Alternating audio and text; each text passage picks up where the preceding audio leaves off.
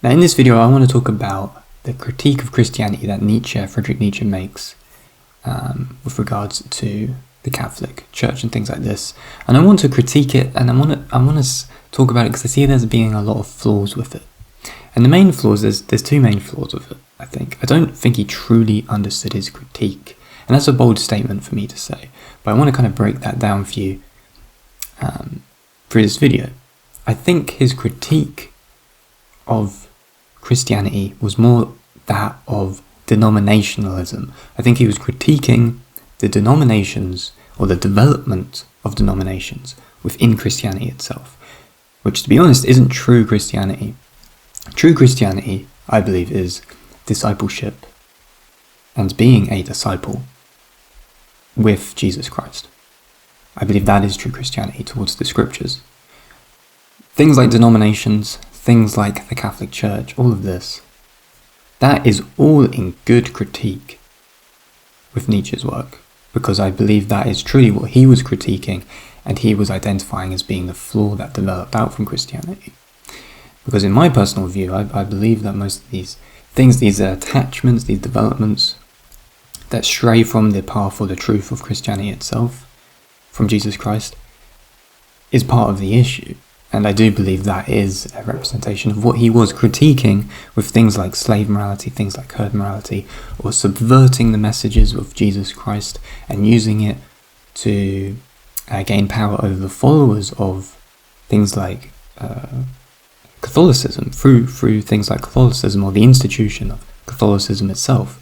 I think what he was truly critiquing, what he was truly seeing the flaws in, were in things like these denominational institutions, like Catholicism itself. I don't agree with Catholicism at all. With me coming back to the message of Christianity and me really resonating with it, I'm resonating with the message and the image, but also what Jesus Christ represents himself.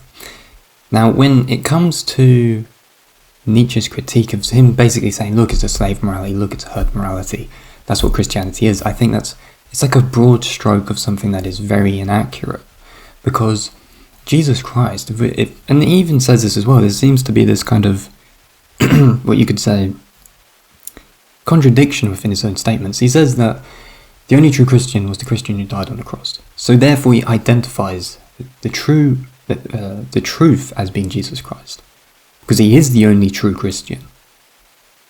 If you understand what I'm saying here, he is the only true Christian. And Jesus Christ, in my view, and I believe this is understood through the scriptures as well, is that he goes beyond binary understanding and judgment, and it goes beyond the existence of living within binary terms of life, in the sense that he is neither slave nor master morality. He goes beyond good and evil, Jesus Christ, if anything, because of what it says in scripture. It says that Jesus is described as both lion and lamb, of the lion and the lamb. He says to his people, he preaches to his people, his followers, that be wise as serpents, as gentle as doves. Within these statements, within these preachings, within these messages, beyond binary positions, and he's unifying them both so that he goes beyond them, so that he's in divine direct connection with God instead. And this is where I see Jesus Christ within his actions and within scripture is going beyond good and evil.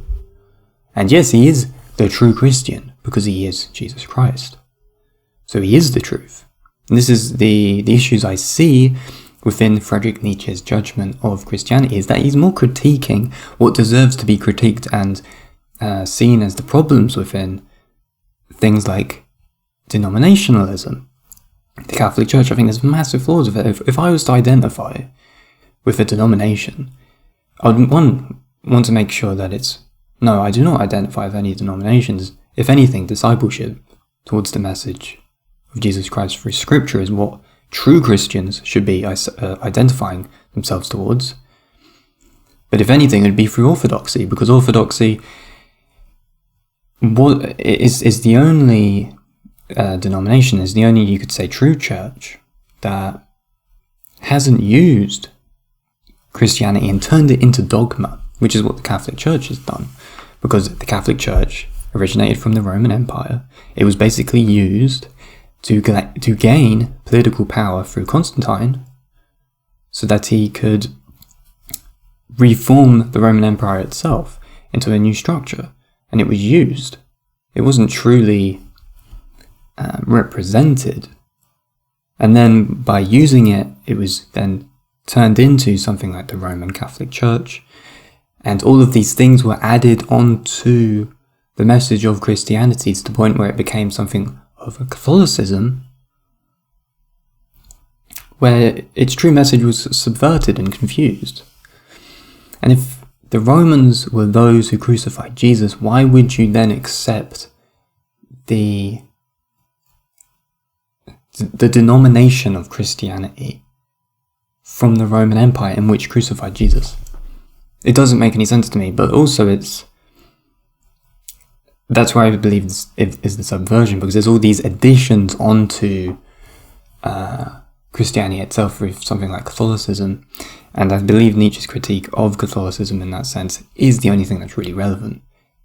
His critique of Jesus Christ is as if he identifies the true message of Jesus Christ, but he doesn't translate that into his understanding of Christianity itself, but only looks at the mass formation of Christianity. Because I would say most Christians are not true Christians in the sense that they identify with these different denominations, and those different denominations intervene in things that are not associated to Scripture itself. So I want to read you the article here I wrote. And of course, guys, if you enjoyed this, make sure you put your opinions in the comments below. Jesus Christ surpassed the critiques of morality that Nietzsche observed in society. If anything, Jesus Christ is beyond good and evil, and thus definitely not a representation of slave morality within the message of Christianity. Jesus Christ represents neither slave nor master morality, as Nietzsche identifies in worldly behaviours of man, but transcends the dialectical trap of dualistic categories that lead us to nothing but fallen conflicts. And this is the issue as well. Dialectical, binary things themselves lead to conflict.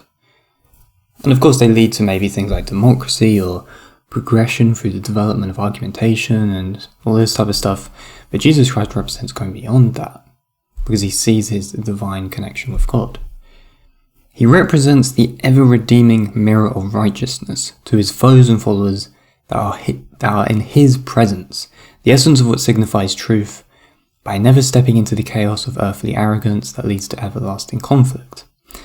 In alignment with God, through mass non-compliance, he offers his hand to all who judge him, but to they who judge him are only slaves to the game of dialectics and their own God complexes. Only those who are possessed by the desire to prove themselves as being the ultimate truth of this world by obsessively trying to conquer the earth through whatever means necessary is thus trapped in an unending symptom of disbelief towards the higher power and truth of God and anything higher than I. This arrogance of the will to warp reality is even presented basically in the idea of the Antichrist as trying to bend reality without the understanding of karmic consequences, which is the logos, or the logos of God. For what is truth, said Pilate, the Roman. As you can read within the Bible and in Scripture, he asks Jesus, what is truth? It's not even more of a question, but it's more of a statement, an arrogant statement. But with Jesus remaining silent and Pilate failing to see the truth beyond himself and his own statement. Nietzsche, in his critique of Christianity, never truly hated Christianity in of itself, I think, but hated the corporatism of its message and the institutionalization of it through Catholicism and other denominational movements that would develop teachings to purposely misguide and misrepresent the life of Jesus Christ with the intent to gain power over its people, to deviate from the teachings of Christ and develop priestly castes of undeserved authority which are completely removed from the teachings of the Bible and true Christianity itself. Christianity, in my view today, is weighed down by the sinful tyranny of the Roman Catholic Universal Church.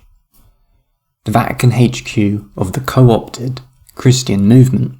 For if Christianity is to find itself again with a people, it needs to be reformed towards the worship of Jesus Christ and nothing other than biblical scripture. And this is why I like orthodoxy. Because orthodoxy does not have this papacy nonsense. I believe it's complete nonsense.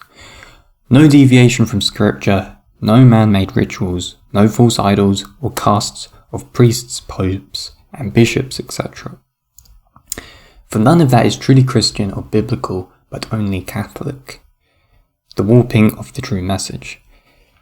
Maybe then would true Christianity be able to hold its ground with strength and integrity and not be corrupted by the deceit of Roman influence, instead allowing the people to grow fully, who can willingly choose to go beyond the good and evil of this world, with the words and visions of Jesus Christ, the eternal Logos.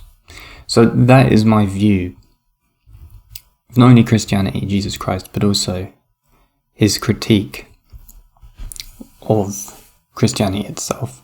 I believe his critique is only relevant towards the denominations, or things like Catholicism, or any other deviations of these denominations. I personally think the only denominations that's worthy of being aligned with is the Church of the Orthodoxy. Because it doesn't have so many additions of, it doesn't apply so many of these additional theological positions onto Christianity itself, such as what the Roman Catholic Church did with Christianity also.